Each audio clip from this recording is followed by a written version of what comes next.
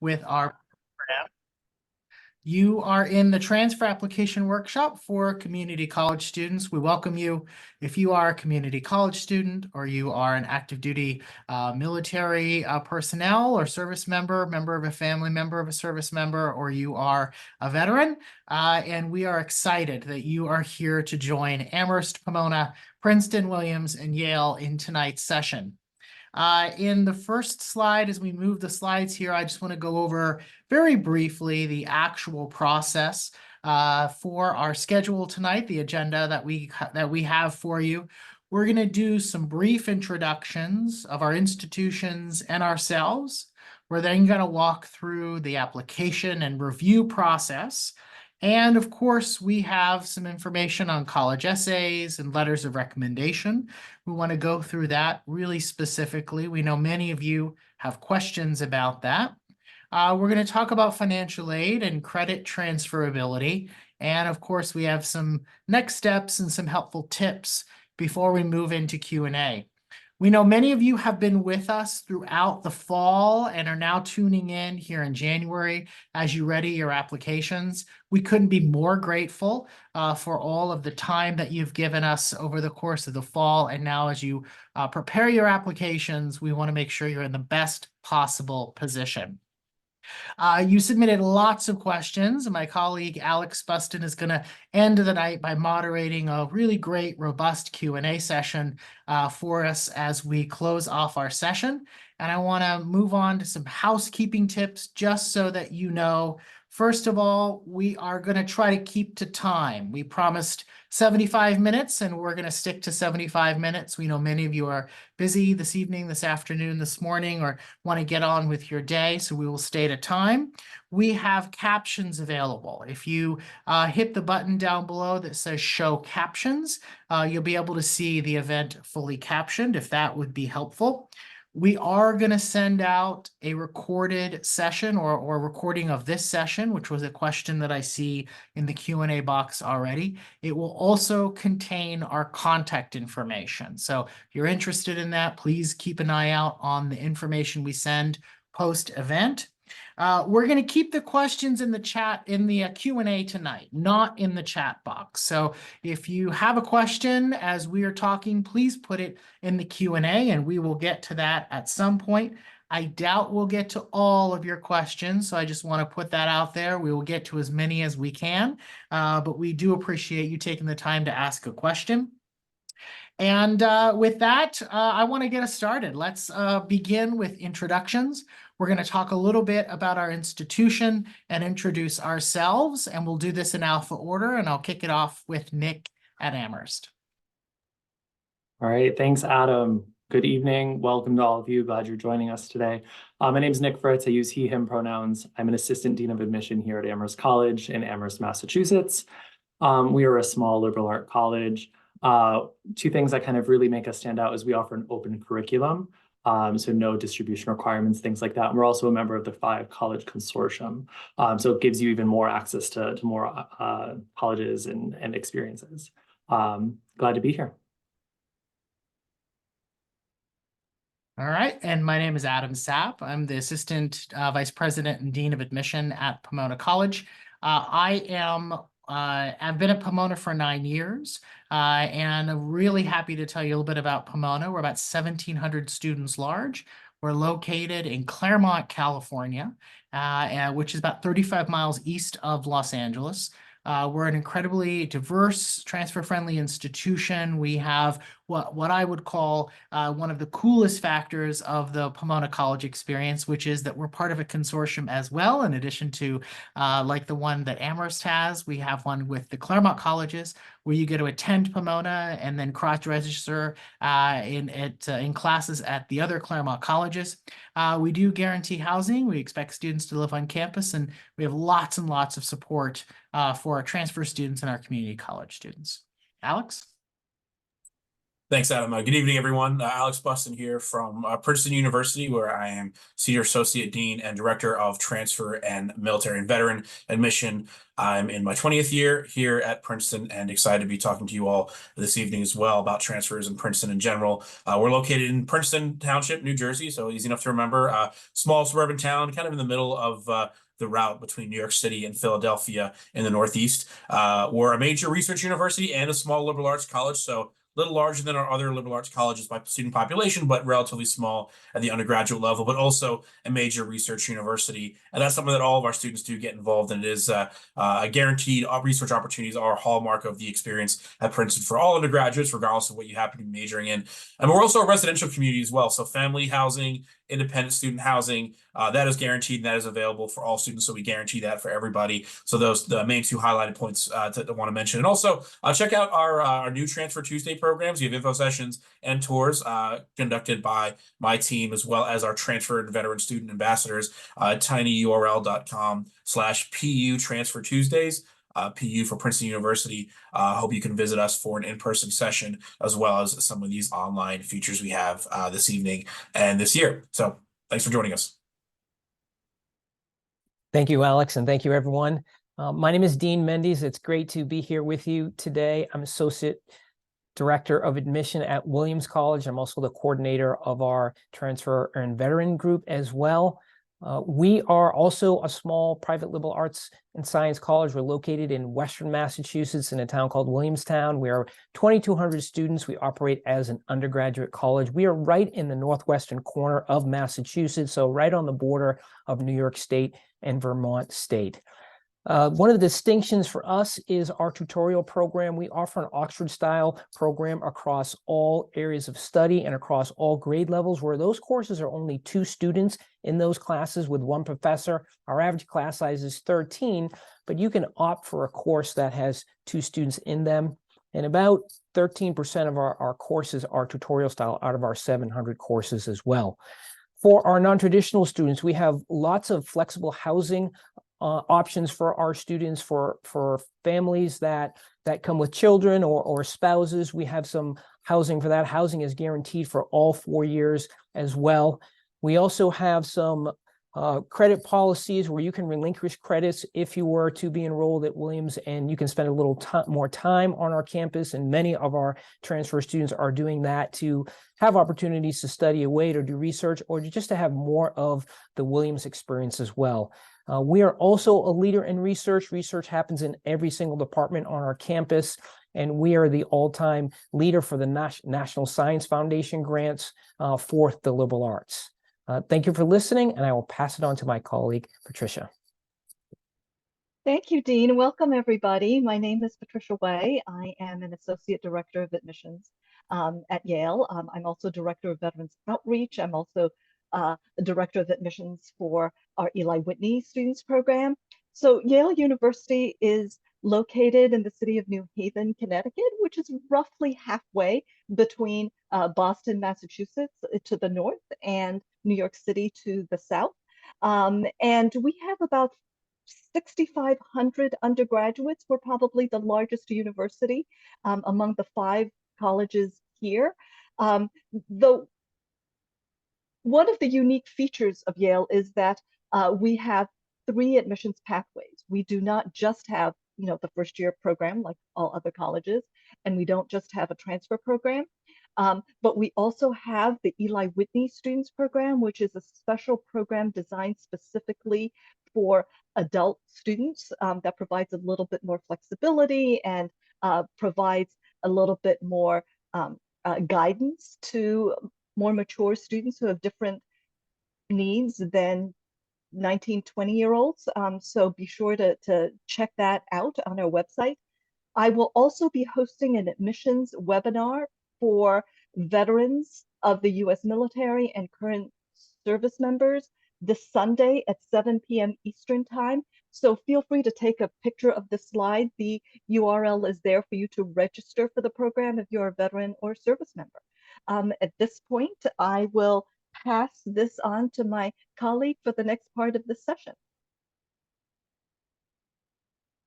Thank you, Patricia. And back to me. So as you saw on the agenda, we're going to go into the admission review process and talk about how that works in general at our colleges. So just so you know, there's obviously processes that you have to follow to apply to colleges, either as a different pathways, as Patricia was talking about, as maybe a first-year applicant, as a veteran, or as a transfer applicant, or maybe there's a specific application for a school such as the Eli Whitney. So there are processes that are there, but there isn't one perfect way to apply. We're always getting questions from applicants as to, what's the best way to apply? What are you looking for in your application? How can I make myself stand out?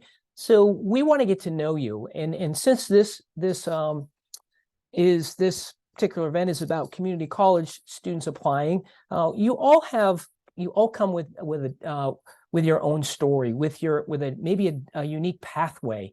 And so you're all getting to this place, maybe from different roads. So we want to get a sense of your whole self, your whole person. We call holistic review. All the different variables of that application are going to help us get to know you. And there's not any one pathway that we're looking for. We want to see what you've done, what those experiences are.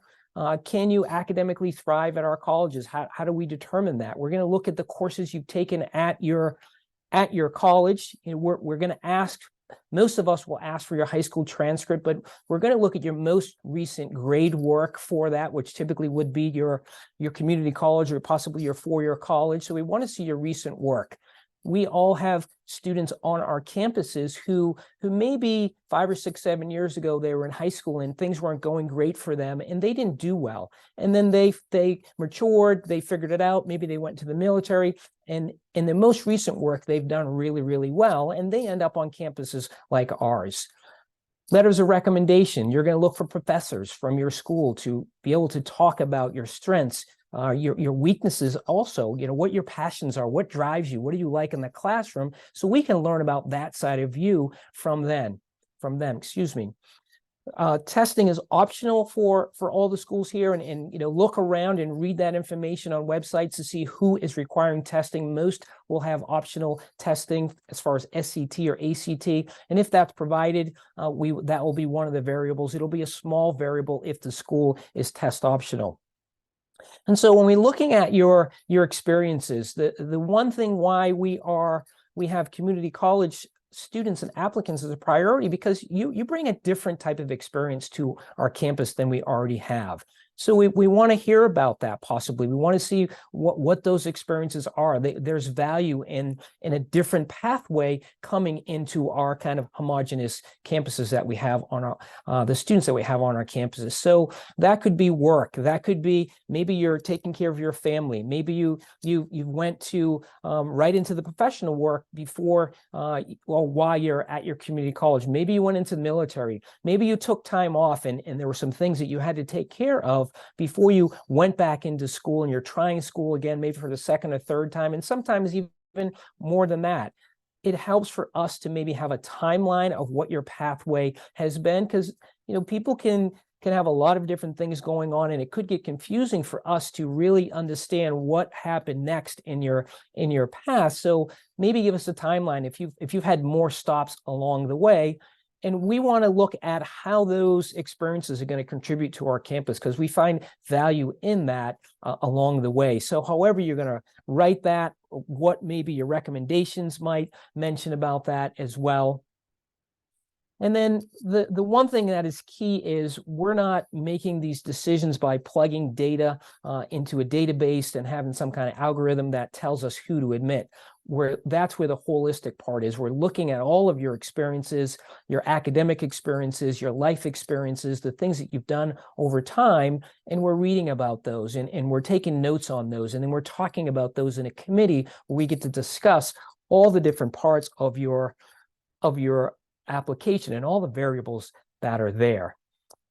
All the schools that are here are highly selective schools, and we do have lots of a range of students that are admitted to our schools. Most students are going to have done very well academically. That doesn't mean straight A's across the board at their most recent school, but they have done well. make sure you have a breadth of schools that you're applying to so that you can have some schools where you have maybe a better chance of being admitted as well. So just so you can keep your options open. So on the right-hand side of the slide, you can see some of the variables that I was talking about where we're looking at the courses you've taken at your school, what grades you've gotten in there in those courses. The letters of recommendation are going to help us to get to know you through your professor's eyes, or maybe a mentor's eyes, or maybe a boss, or maybe a commanding officer. And then your writing, any writing that happens in the application, we're going to take a deep dive into that. We want to get to learn about you, but we're going to also learn about your writing style and other things there. And then your list of activities, your list of things that you're involved in, things you're passionate about, some talents that you have. And then there's always optional material that, depending on the school, things that they might require, things that are optional as far as writing samples and things like that, supplements that are part of the application as well. So going right into the writing portion of the application. And you are all in college, you all know how to write, you know how important writing is, and especially compared to high school, the amount of writing that you have to do, it's probably going to be increased when you go to that four-year college. So we want to get a sense of how well you can write. How do you put your words on paper? Do we expect you to be a Williams level writer or a Yale level writer right off the bat? No, but we want to see how you can put your words on paper and how you put a thesis together. And we're looking to hear your voice. We want to hear something that comes from you, something that's authentic, something that's not overly edited by some professionals or advisors or faculty or whoever might be assisting you with this. You know, we want you to, talk about the things that maybe have influenced you, experiences that you've had, things that maybe you're passionate about, maybe things that you had to overcome, or not necessarily you have to share that if that's not comfortable for you, but things that you want us to hear. We want to get to know you, and our holistic approach, we can really get to know our applicants, particularly in our transfer pool, where it's a smaller pool. We can take the time to really dive in. So tell us your story, help us get to know you so we can get a sense of what you might add to our campus as well. So, and when you're writing and you have more than one submission for one application, take them all seriously. Read the question, answer the prompt. They don't have to sell us on why you have to go to the school unless the prompt is specifically asking for that. But answer the prompt. Help us get to know, what your pathway was, what your journey was, what are the things that you want to highlight for us.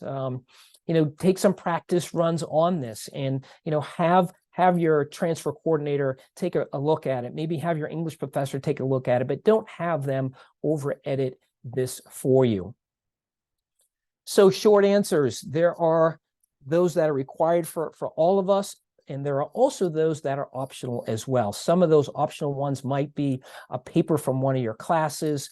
There'll be different prompts that you'll see. Make sure you're taking a look at those. They're going to be specific for each school along the way. And so you're going to want to take the time, as much time that you do on the main essay as you do on the short answer essays, because we're going to look at those as well. And we won't want to see a dip in your writing just because you sped through those short answer essays because maybe you didn't think they were as important as the main personal statement in the application. All the writing is important. We want to hear your words, and we really want to get to know your story and be able to evaluate your writing skill level. Thank you. I will pass it on to Patricia. Thank you, Dean. We had received some questions in the Q&A chat, as well as on the registration form about letters of recommendation. So I'm going to spend a little bit of time talking about that. All of our 5 institutions require letters of recommendation. Most of us require 2 from academic instructors. We really want the letters of recommendation to tell us a little bit more about your academic, what you're like in the classroom, your academic work, because we're trying to ascertain whether you would be a successful student in our institutions, and that you are going to engage and contribute to the classroom. So you should pick instructors who have taught you recently, rather than ask somebody who taught you maybe 10 years ago, 5 years ago. I mean, if you are currently in community college and you're taking classes, ask your instructors from last year or currently teaching you to write letters of recommendation. They should be from courses that are worth, 3 credits or more, so it's a substantial class. Ideally, it should be a course in the sciences, math, humanities, social sciences, or foreign languages, classes that are liberal arts and science classes, rather than from business or criminal justice classes, for example. But if that's not possible to pick from these subjects, then obviously you can pick other instructors to write your letters of recommendation. If your advisor wants to write you a letter of recommendation, that is also completely fine. But your advisor should have taught you in a classroom setting. Generally speaking, I don't recommend to get recommendation letters from your high school teachers, because that was a while ago. Some of our colleges may not even accept those. So that is something that you might want to chat specifically with your admissions officer from one of our schools to ask about that, because we really want to get letters of recommendation from people who taught you relatively recently. We also have received some questions about instructors who taught you in online classes and whether those instructor letters are acceptable. They are, but I would try to choose those instructors wisely. There are some online classes that are synchronous classes, live Zoom classes, where the instructor or the professor can see how you're contributing, can see your classroom engagement, even though it's virtual. So that person should be able to write a letter of recommendation for you. But if it is an online asynchronous class, maybe it's recorded lectures and then you submit assignments online, that instructor may not know you as well. So those are not preferable. But again, if you have taken nothing but online classes and those are the only academic instructor recommendation letters that you have taken, or those are the classes you have taken, then by all means submit those. But in general, we prefer instructors who have taught you recently, and where there has been much engagement, so that they can speak to what you are like as a student and in the classroom. Then there are also optional letters of recommendation, and each school might have different policies about submitting these supplemental recommendation letters, so you might want to reach out to each school. Sometimes people will submit employer, volunteer, internship, or advisor recommendation letters. Sometimes military veterans will ask for letters of recommendation from their military supervisor, their commander, etc. Understand that most of our applicants do not submit optional or supplemental letters of recommendation. If you feel that it is really important and that this person will add a very different perspective, by all means submit them. But I would not submit more than one optional or supplemental letter of recommendation. And most of our colleges will require the college report, which is submitted by your registrar or your advisor at your college. And so you need to follow the instructions about getting the college report filled out. So that's some of the advice that I am giving you regarding letters of recommendation. I know sometimes it's kind of difficult to figure out, which professor, which instructor should I choose? So hopefully this has been helpful. And then I'd also like to chat a little bit about application tips. So as you start, or you may already have started the application process, one of the first things you should do is check your eligibility with each school. to see whether you are eligible to apply as a transfer student. Some colleges will allow transfer students to apply if they will have completed only one semester's worth of college work. Others, you need to apply as a transfer student if you have between 1 to 2 years worth of transferable credit. So that's one of the first things you should do is check the websites and check what the eligibility recommendations are. And then it's also very important to keep the deadlines in mind. You will see the transfer deadlines on this slide.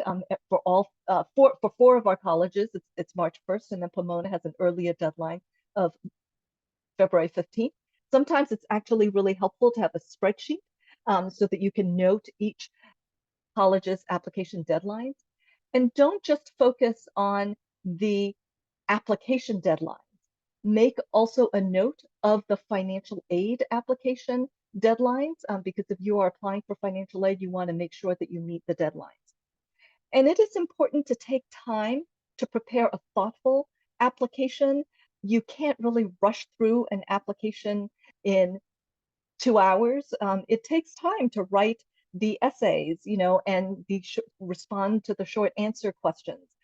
So really take some time to prepare a thoughtful application. You may start your application, put it down, let it rest, and then come back to it in a few days and work on it. And that may take, various iterations, but do give yourself some time to do that. And make sure that you're answering the application essay questions rather than recycle an essay that you used for a school assignment or from a different college's application form. And be careful about the word limit. As a rule of thumb, I like to suggest to try to answer within 50 words of suggested limits. If the essay is a 400-word, has a 400-word limit, you don't want to write a 100-word essay. And if the essay question is maximum says 400 words, you don't want to write a 600-word essay. So keep that in mind. There were also some questions about extracurricular activities in the Q&A box. So feel free to share what activities you participated in. It could be what you do with your community college. It could be things that you do within your community. It could be hobbies. But don't limit yourself to the traditional definition of extracurricular activities. There are people who have to spend time perhaps with family responsibilities, so let us know about that. Some people work, and we consider that an important experience, so share that with us. And if there have been limitations to how many or the extent of your extracurricular activities, let us know that too. There is an additional information section on the application form that you can use to explain your trajectory or any unusual circumstances. It should not be another essay, but it should be used to share information that you think is important that isn't otherwise reflected in your application form. And again, you don't have to fill out the additional information section if there's no need to, but it's there for you if you need it. And especially for adult students, non-traditional students, it is helpful to submit a resume to show your professional work. This is also true for veterans, so we can get an idea of what you've done in. And remember that strong recent grades outweigh lower previous performance. So perhaps you did not do as well as you are doing now academically when you were in high school. Don't let that stop you from applying to our colleges. We put much more emphasis on your recent academic credentials. And each of our colleges will have our own application portal. So be sure to check that portal. That is where you will find out if we're still missing some application materials. You can also go to that portal to update your application and send us supporting materials that can usually be submitted after the application deadline. And one last thing is to be sure that you request transcripts. We all require official transcripts from all the colleges you have attended, as well as your final high school transcript. At this point, I think I've rambled on way too long about application tips, and I'm going to pass it over to my colleague, Nick, for some more information. All right, thank you so much, Patricia. So now I want to talk a little bit about the kind of post-admission process. The process of after you get all of your applications in, the material is there, you get your decision. So what happens next? So first, let's talk about financial aid for a little bit. So for all of our institutions, as soon as you receive your decision letter, and assuming it's a letter of admission and that you completed all of your financial aid applications, like Patricia just mentioned, you'll also receive your financial aid package with that letter, which is a great asset to have early on in the game. We want to make sure you have that early so you can really take time to go through all of that material, to go through the numbers, to have conversations with the people that are involved in this process at home, to have conversations with the admission and financial aid offices for these schools.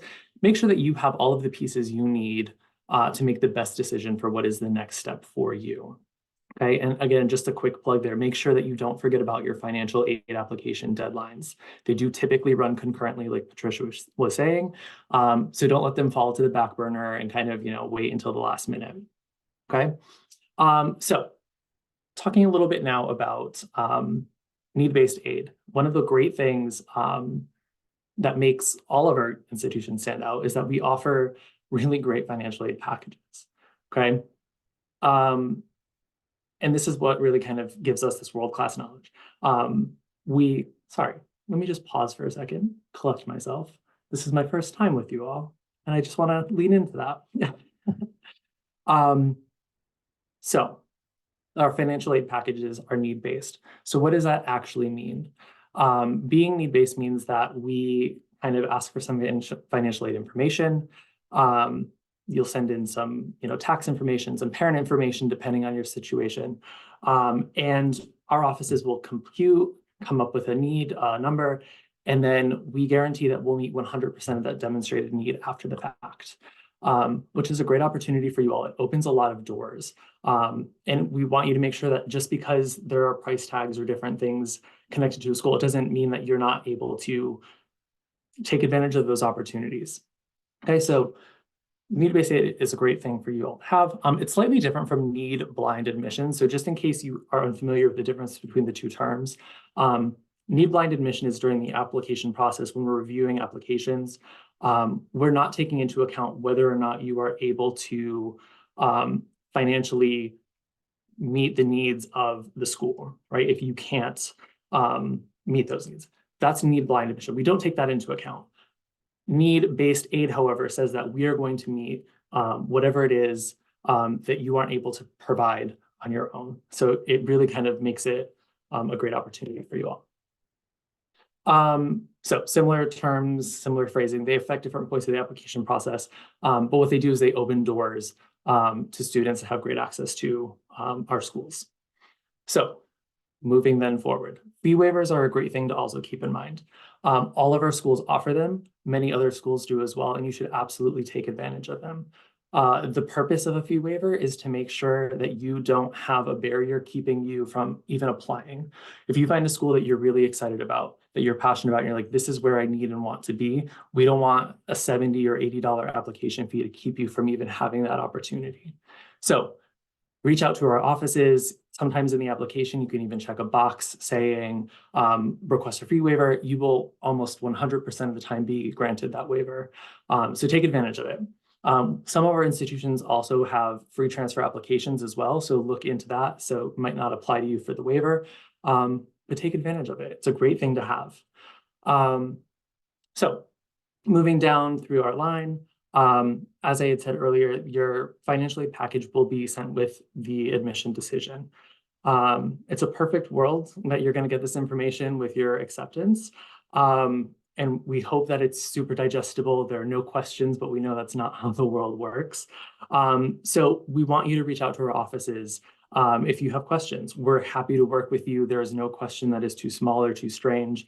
when it comes to something as important as your financial package and what that does to make our schools accessible to you. So please work with us on a one-on-one individual basis, so we can make sure that you have the pieces and the information you need to make the best decision for your next step.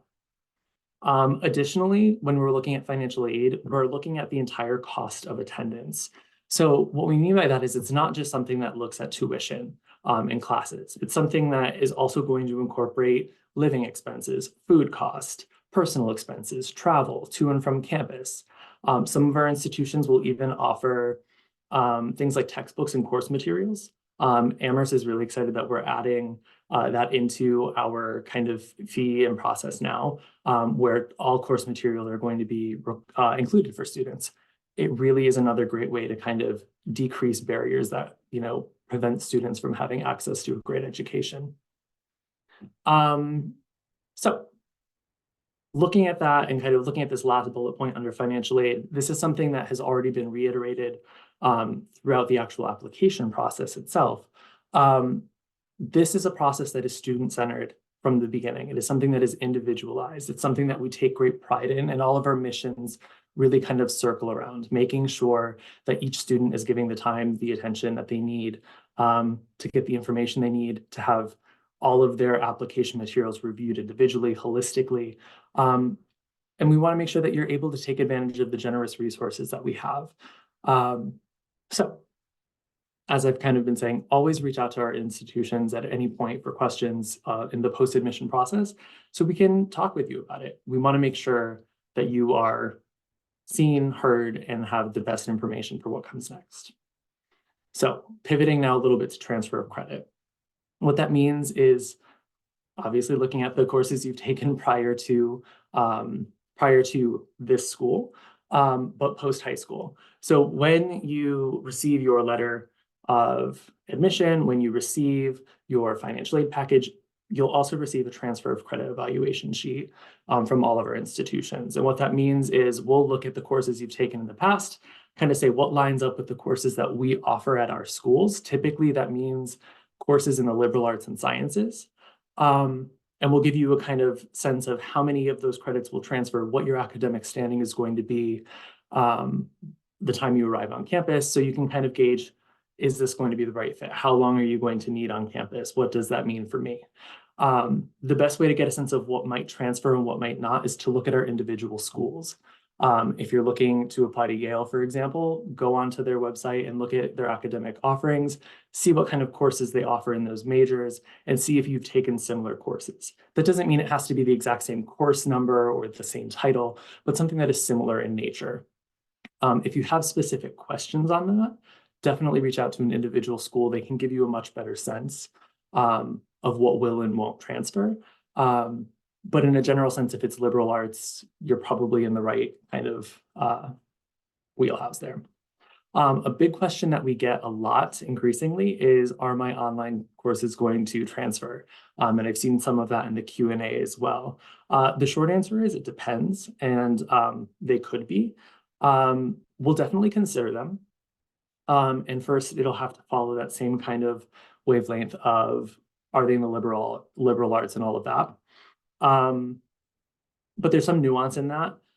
So again, if you have a lot of online courses, if you're worried that it might affect your standing and things like that, reach out to an individual school so they can give you a more tailored response to what your standing might look like.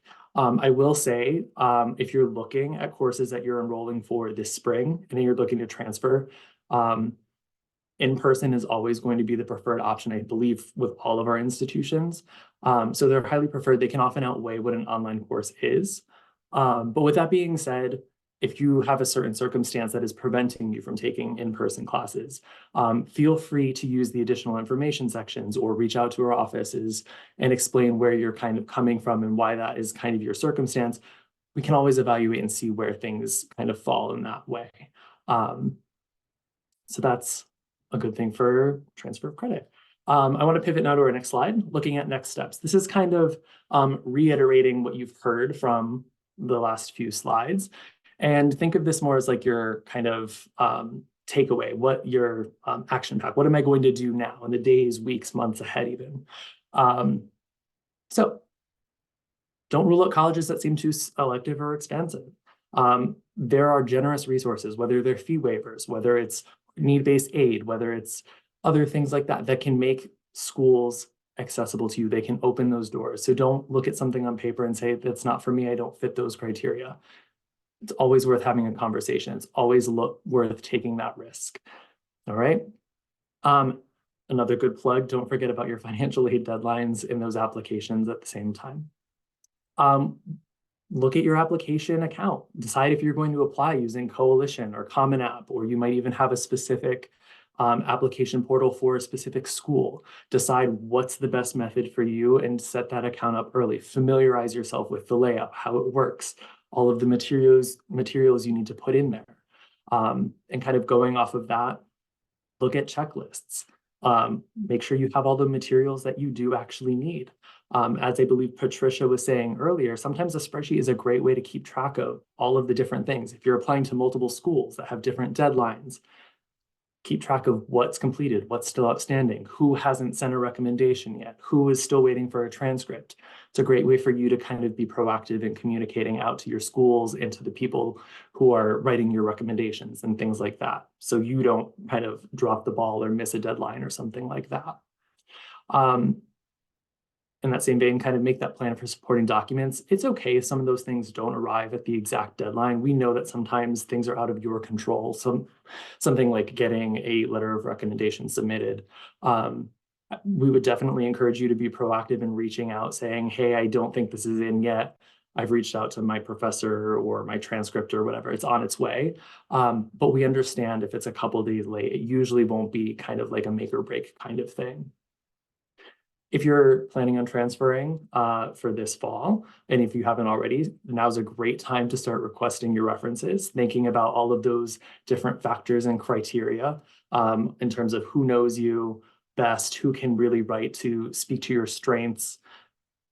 More time is always better. Coming from the high school world where I was writing college rec letters for my students, it's always great when the day before a deadline they ask. So don't take that advice, but be early. Give yourself much more time. Give your recommenders time, and give your secondary schools time to process those transcript requests as well. All right. And then looking at, I think this is one of the most important bullet points too, is convey your experiences, your story, your perspective. We know that as a non-traditional student, your experience applying for college looks much different than someone who is wrapping up their senior year of high school. We know that you have a different trajectory, that different experiences may be impacting your grades or your current situation. Lean into that. Don't feel like it's something you need to hide or shy away from. Use each individual written essay to highlight a different, unique part of yourself. Tie that into other aspects of your application. Really make sure that you're presenting an authentic, original self. That is a great reflection of who you are, what you can bring to a college campus, and why, you know, this is the right place for you. So I've rambled quite enough. I'm going to turn it over, I believe, to Adam next. Yes, indeed. Thank you so much, Nick. That was terrific. I am one of the things I really want to talk about that we think is really important is some resources for our veterans and our active duty applicants. I've seen a couple on the Q&A, so thank you for tuning in. There's a couple of resources we really want to make sure you're aware of. The Leadership Scholars Program, which is affiliated with the Marine Corps. They do an excellent job with advising and with supporting those Marines who are transitioning out either after one contract or two contracts or however long you've been in. They do provide support, and they have a network of both alums who've been through LSP as well as schools and admissions counselors like us here today who work with those LSP students who are coming out of the Marines. So check them out. They're doing incredible work at the Leadership Scholars Program. There's also Service to School, which is a nonprofit organization. It's a college access organization really designed for military affiliated, and enlisted folks who are thinking of leaving the military and becoming civilians, that you can tap into their resources for mentorship, for college application support, for understanding more about financial aid, for thinking about the ways you can use your benefits. Some of you might have post 9/11, some of you might have Montgomery, some of you might have VRNE. There's a lot of benefits once you leave the military. There's educational benefits. Understanding how to use those is really important, and understanding what selective colleges need is important. And Service to School can provide you with the resources and support to be a partner for you as you look to apply to not just undergraduate, though we are undergraduate schools. They also provide resources for business school, for law school, for graduate programs as well. And then there's the Warrior Scholars Project, a really tremendous program that introduces those both currently enlisted as well as those veterans who are interested in liberal arts experience, a liberal arts and sciences experience, a highly rigorous educational experience. It's a boot camp for you to be able to take advantage of a week or two on a campus like Princeton or like Amherst or like many other university partners that they have around the country, for you to experience what's it like to be in the classroom. What's it like to have a faculty member ask you a question, put you on the spot, read a text, analyze it, compare it to another text, get into a productive argument and dialogue with a classmate in a classroom. These take place all year long, though most of them are in the summer. And if you have an interest in learning more about Warrior Scholars, about Service to School, or about the Marine Corps LSP program, we invite you to check out those links. Those are partners we all work with, and they will really do quite a lot of good work for veterans every year. And many of those veterans and military affiliated folks end up looking at our schools and many of the other partner schools that they have. So next up, I want to end with just a few comments about our beliefs and our values. And this is really important. The one I want to draw your attention to, for those of you who've been with us for the fall, and this is your last session with us as we think about your application. You've heard this before. I do think it's important one more time just to remind you that our transfer students are really important to us. Our community college students are really important to us. If you've spent your time serving our country in the military, that matters to us. Your life experience, the ability for you to bring a different perspective, a different lived experience to our campuses is something we really value. And we've developed an application and an application process and a review process that honors that and values that in the application process itself. We have incredible financial aid, as you've heard, and we have an incredible educational experience with a wide diversity and breadth of students coming from all different walks of life when you come to our campus. So with that, I'm going to turn it over to my colleague, Alex Buston, and we are right on time as we move into the Q&A discussion panel that Alex will lead. Excellent. Thank you, Adam, and thank you to all my colleagues for providing this background of information that we've had for you tonight. And as Adam said, shifting now into the Q&A. The Q&A tool here noted is not so much an announcement, because many of you have found it and have been sending in live questions that we've been answering throughout this presentation. So thank you all so much for that as well. And also for those of you who registered and sent advanced questions, we definitely reviewed all of those and hope to touch upon some of those here as well. Just to give you a sense, in addition to the well over 100 questions that we've answered live through the chat, just now, we've received well over 500 of those advanced questions as well. Hopefully some of them have been answered by some of the material that we covered tonight, but chances are, as much as we would like to, it's really not going to be possible to get to every single one of them, but we will absolutely do our best within the time remaining. I'll also add here that in addition to the transfer application deadlines posted again. This is the registration link, which many of you have found, and that's how you got here as well. But if you happen to be watching this separately or you didn't register and would like to do so, here's the link that you can register, tinyurl.com/transfersjan18. This will, again, have you register for the session retroactively, which, as we've said, has been asked many times, will have you connected to this session to receive a follow-up email from us where, production quality permitting, we will provide a recording of this session as well as some resources and some links about how to contact us, how to learn more about our individual programs, because we'd love to tell you about every great academic department and research opportunity and study abroad opportunity we have, support systems that we have for transfer students and veterans and whatnot. But that's obviously more than we can get into right now. So definitely encourage you to reach out to and check out that information that we provide as well. If you're watching this recording several days after this session was live, that link may not work anymore. But if you would like to still be on our mailing list to hear about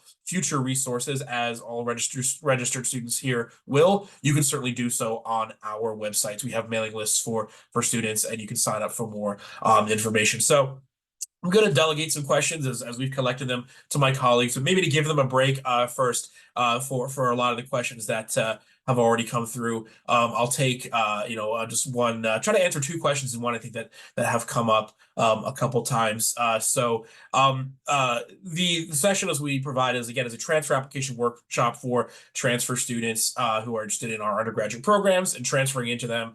And a lot of the information, as you saw, is particularly helpful, we feel, to community college students, veterans, non-traditional students, and so forth. And so the question we've seen come up is, are four-year college students who would like to transfer from state universities or otherwise, are they eligible? Is this information helpful?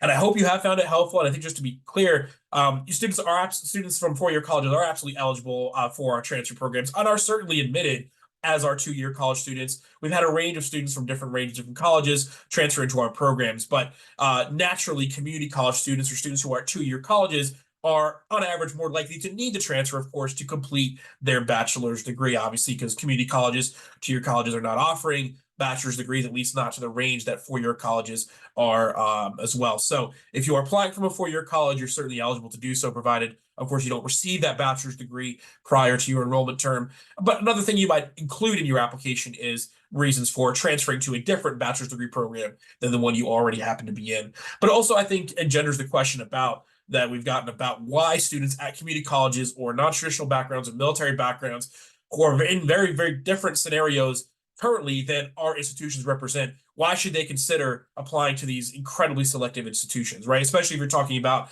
maybe this misconception about community colleges being completely the opposite in terms of selectivity, in terms of being an open enrollment or part-time or something you're doing alongside your military experience, professional or otherwise. Why should students consider applying to, given the acceptance rates of these institutions being in some cases even lower than their first year admit rates? And my encouragement for you to think about on that is don't focus on those admit rates. Don't focus on the average statistics for GPAs or admit rates or numbers. This is not a lottery system. This is not an odds game where you're just throwing your name into a hat and we're drawing them out randomly like an odds machine or whatever. This is not representative of your chance of admission. Your chance of admission is dependent on the strength of your case that you're presenting based on your academic experience, as well as the preparation there, but the experiences that you bring otherwise. And that may represent a very different type of experience than our average student coming out of high school. But that's why a lot of our students tend to succeed at our colleges as well, whether it's at a non-traditional community college experience or a part-time military experience, or maybe experiences that are very different but may be from a current four-year institution you're already attending as well. So really capitalizing on those strengths and what you have to bring to the table, and really the intersection between what you've done and what you're looking to do at the next stage and what our institutions can offer you in achieving those goals, that represents the strength of your application, and that will allow you the greatest chance for admission, regardless of what statistics or perceived rates may happen to be. So really wanted to highlight that, give an extended answer about that question, because it came up a bit and is really important, I think, for the ethos of this presentation, as well as our transfer programs as they happen to exist. So but I'll get into the panel presentation. So we'll remove the share screen where you can kind of see us all at the same time. And don't worry, we'll put this information back up at the end of the presentation for the link, as well as the transfer deadlines as well. But I'll start with going to Patricia. And if you can give us a little bit of information about maybe some unique ways or helpful ways that students have used the other optional or details of circumstances parts of the application to talk about context for academic performance, a nonlinear trajectory, especially as you've seen for many of our non-traditional transfer students, but also for Yale in particular, the Eli Whitney program. Sure, absolutely. So, I had mentioned about the additional information section of the application, and that really is designed for people who want to share information that isn't reflected in the rest of the application form. So there are a variety of different reasons why people might want to use that space to share information with us. It could be perhaps that you took a semester off from college, or maybe you took a gap year. You might want to explain that. Perhaps your earlier academic record was not that strong, and there could be very good reasons for that, and you might want to share that with us. It could be that you took a bunch of courses and you withdrew from them. We might want to know about that. There might be family circumstances that financial circumstances that prevented you from doing really well academically and not up to your academic potential. So let us know about that. So use that section not to write a second essay, but really to use it to share information to us that might be helpful in reviewing your application. Certainly well said, and that context is important, and it's something we come across with a lot of students who feel like giving that extra detail or giving too much information that explains circumstances sounds like making excuses, and you don't want to be making excuses. We don't say it. We don't see it that way. You don't have to belabor the point, but we see it as helpful information to really help us contextualize what happened and beyond just what we see on your transcript or we see on your resume. Adam, I'll pitch this one to you. I guess maybe just to simplify it a little bit. I kind of like how simple this question was. Boiling down everything we talked about, the tips, next steps, submission, whatever, what's the simplest advice that someone can just brass tacks focus on just how to succeed in the application process, how to put together a strong application as far as the approach? Two things I would say. One, spend time reflecting on what you want. Think a lot about the kind of experience that you have right now, what that experience means to you, things you like about it, the things you wish were a little better, and use that reflection and that experience to think about how you want to talk about what you want your next experience to be like as you're communicating what that is in your application. And the second piece is when it comes to your essays and your writing and the pieces of writing that you're submitting, it's okay to have a perspective on things. That if you're asking a question, you're answering a question that we're asking, it's okay to take a stand on something, have a perspective on it, have an opinion on it, use your own lived experience to really inform what it is about your answer that we really think is important for us to know. We are a place that believes in dialogue and engagement. We are a place that believes in constructive disagreement. And as institutions, all valuing the ability to communicate ideas, use the application to communicate those ideas that are most important to you. That'll resonate with the committee really, really powerfully. Absolutely great advice. Dean, let me pass this on to you since I think you spoke about it as a hallmark of Williams in terms of relinquishing credit. I think some of us offer some similar opportunities one way or another, but maybe as it applies to Williams or generally, can you get a little bit more into the details of what that entails, why a student might relinquish credit, and what that looks like at our colleges? Sure. Thanks, Alex. So at first glance, it might sound like something that you wouldn't want to do. You've probably been trying to get you through your academic career and move on with your life. And many of our non-traditional students are already a little older. They have military experience or whatever the case may be. But it's a way for you to take advantage of a place that has lots of resources, whether it's Princeton or Williams or whatever the case may be. And we allow students who are admitted, who enroll, to take their whole first year that they're there to decide, do I want to stay here longer? Maybe I'm a first semester junior, and that's where my standing came in after the credit review.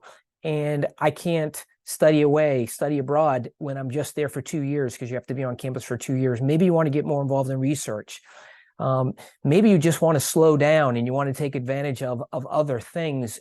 And it might sound counterintuitive. Okay, now who's going to pay for this? Well, that's the beauty of it. You don't have to pay for the time that you spend on campus once you're there and once you're enrolled. You can relinquish credits, and your financial aid will go for as long as you're there for. So students will take advantage of that. We're not saying we don't appreciate the work you've done. We're not saying that we don't value your coursework that you've done at your community college. Of course we do. We wouldn't have admitted you if that wasn't the case. You can still use, in Williams' case, you can still use those course credits to towards our distribution requirements. So you're getting credit for that, and you're not going to have to start from scratch in the distribution requirements that we have, which there are 9 courses or 9 choices that you have to take. You can pick the courses. So it allows students to take a step back. The majority, and when I say majority, probably more like 80% of the transfers that have come in my time in 5 years have relinquished some credits, and some have relinquished all their credits and started as first semester freshmen just to get that. They wanted to get that full Williams experience and take advantage of everything that was there and all the resources that are there. Absolutely, very well said. And I think, yeah, we've seen the same thing with our students. And I think one of our earliest transfer students said, they initially went from seeing it as losing a year of credit to actually gaining an extra year to do all those great things that that you mentioned. Nick, I'll pitch this one to you, similar to kind of the transfer credit as a whole, but maybe more the academic experience. For a student who wants to transfer and maybe has an associate's degree, maybe multiple associate's degrees in a major that's different from maybe what they want to major at Amherst or any other college. What would you advise that student, and kind of what does that pathway look like?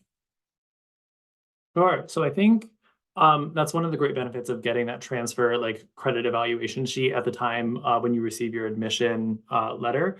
At Amherst, and I assume it would be similar for most, if not all of us, when you're admitted into the college, the transfer credit just kind of gives you your academic standing at Amherst, at least. So we don't have any distribution requirements. We don't have anything that's going to prevent you saying all of your courses are in philosophy, so you have to be a philosophy major while you're here. You might come in as a first semester junior and say, philosophy is where I've spent all my time, but I actually am really interested in studying biology or chemistry or something. You can absolutely do that. There's really no penalty. It's just you managing the time that you have on campus to fill the academic requirements. At Amherst, with our open curriculum, you really only have to fulfill major requirements. Most majors are anywhere from 8 to 12 credits or classes.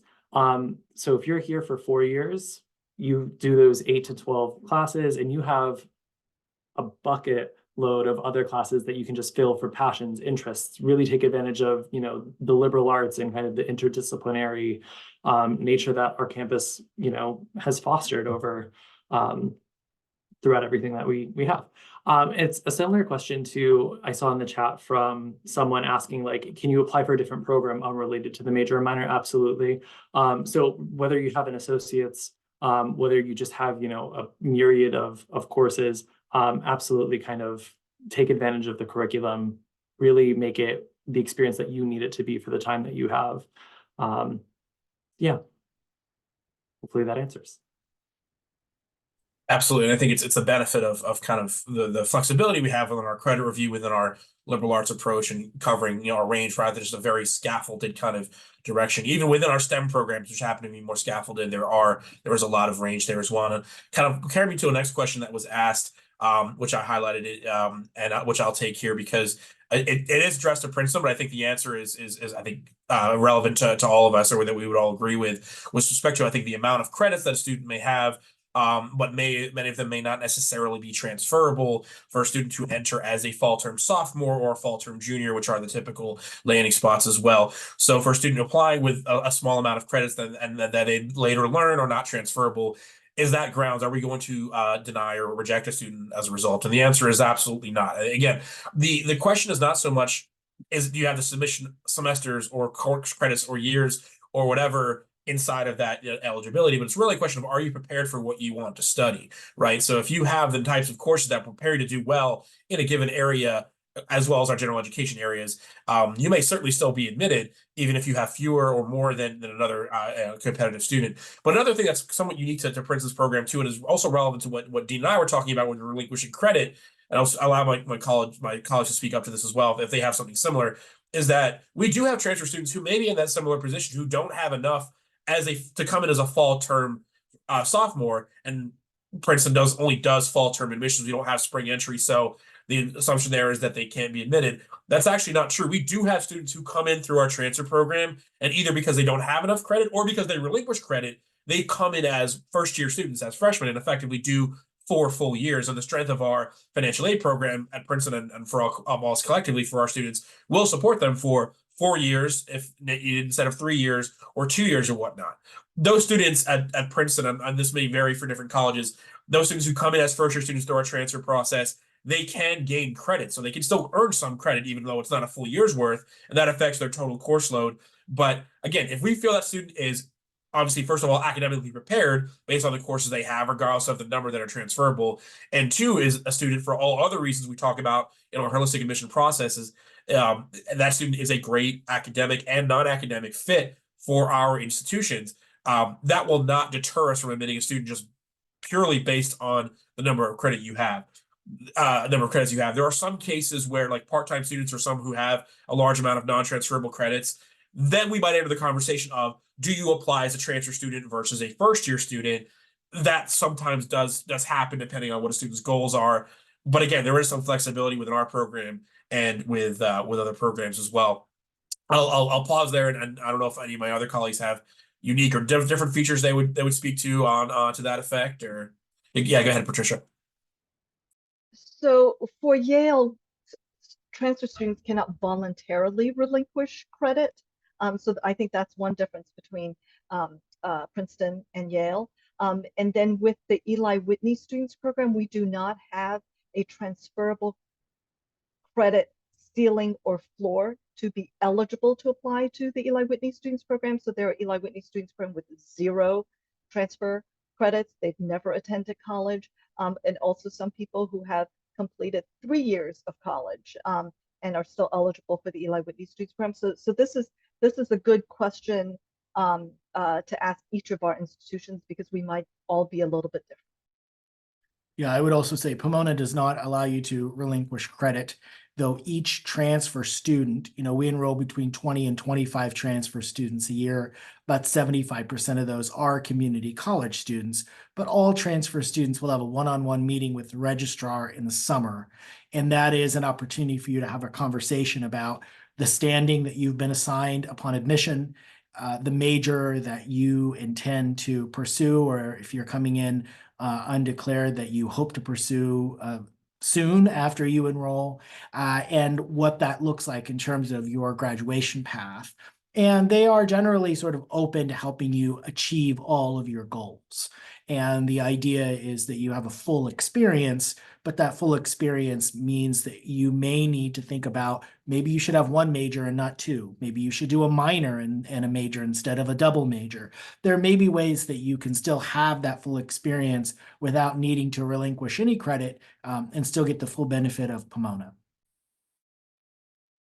I think just to kind of wrap in with Amherst's, we have an interesting thing with credit relinquishing. We typically don't relinquish credit for like individual years or semesters or anything, but students who are transferring and have eligible credit can choose to relinquish all of it if they do wish to do all 4 years here.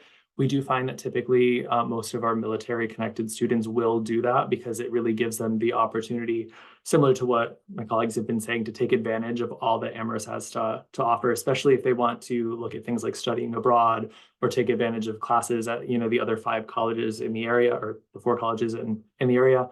And it's not because we don't value the credit that they have taken at other institutions, but it's more of in terms of logistics, easier to say either you can come in with the standing that you've transferred in or forego all of that if you wish to do 4 years. So it's kind of there, but not to the extent that Williams offers. Great. I do for the clarification. And again, as I mentioned earlier, we'll be sending some more information about our individual programs that allow you to dig deeper. And of course, I think Nick and many of my colleagues said several times, please do reach out to us as our offices to help, answer those questions.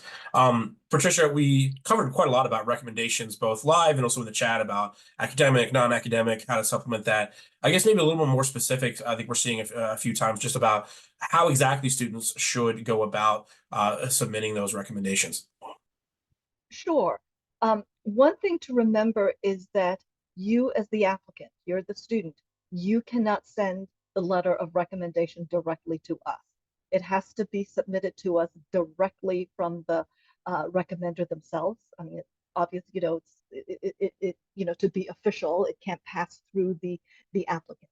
And then I think for most of us, we use the transfer common application or the coalition application. And on that application form, there is a section about recommenders. And we ask, or in that section, there are questions about who your recommender is. You put in information about the contact information, and the common application or the coalition application will automatically send the email to your recommenders and with instructions of how to submit those letters of recommendation. I don't know if sort of the other colleges here have a different policy, but that's usually how letters of recommendations are sent to them. Thank you for that clarification.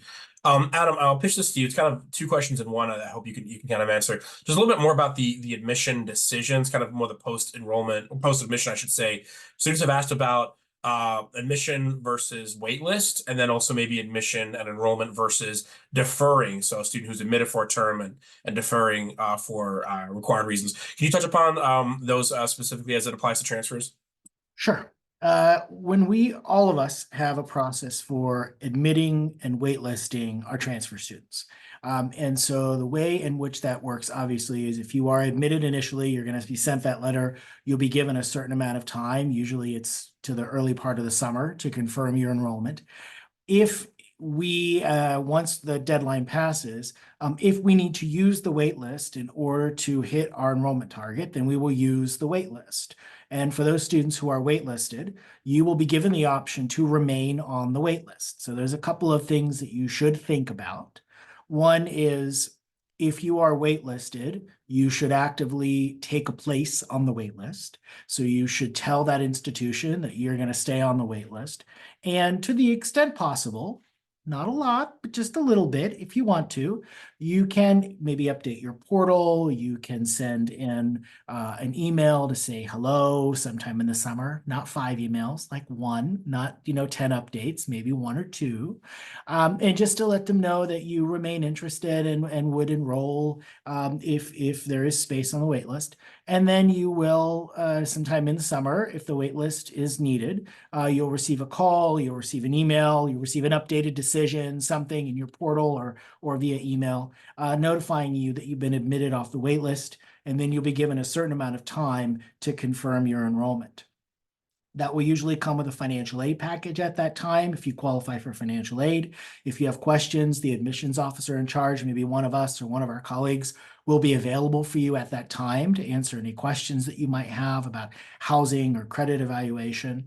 And it is true that all of us have and use wait lists. What is different is to the extent that we go to the wait list in terms of volume year to year. That varies widely. Sometimes we might use the wait list to enroll quite a few students. Sometimes it's very few students. Sometimes it's 0 students. The wait list is used to make sure that we're hitting our enrollment targets.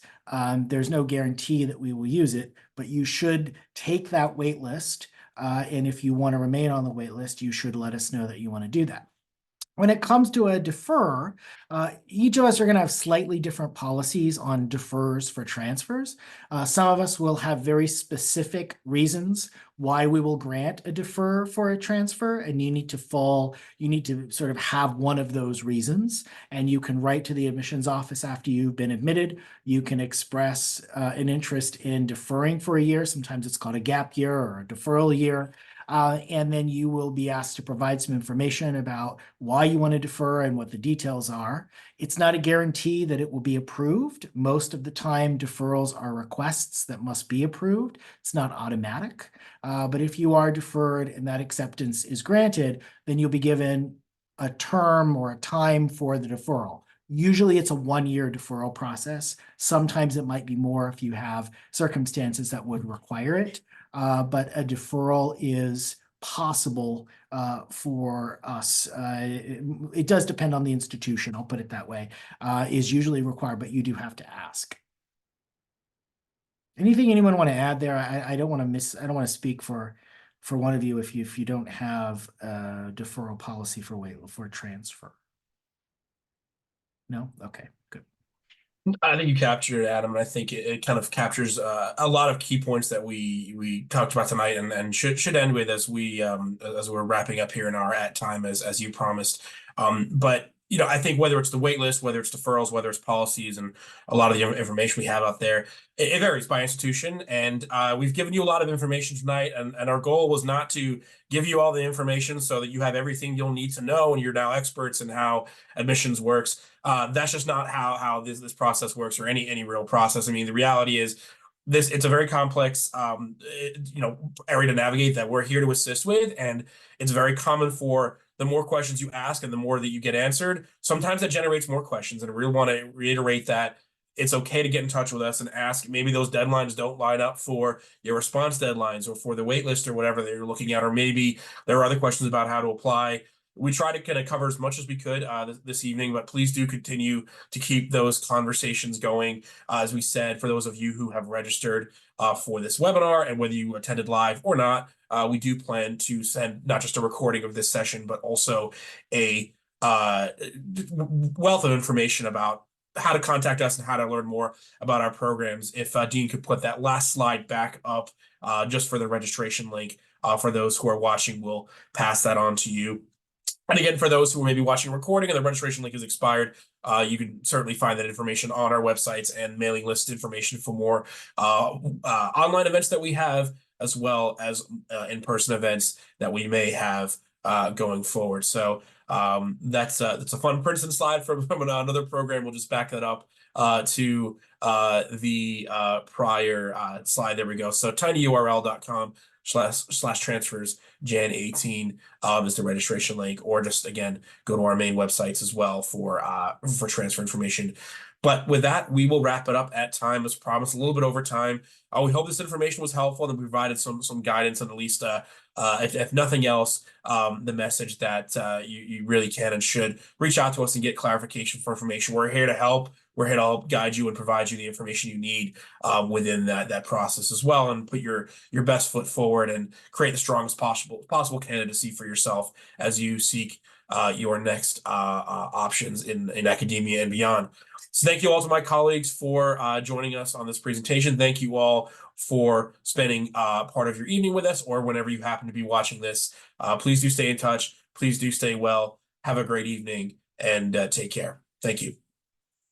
Thank you for joining us. Bye-bye.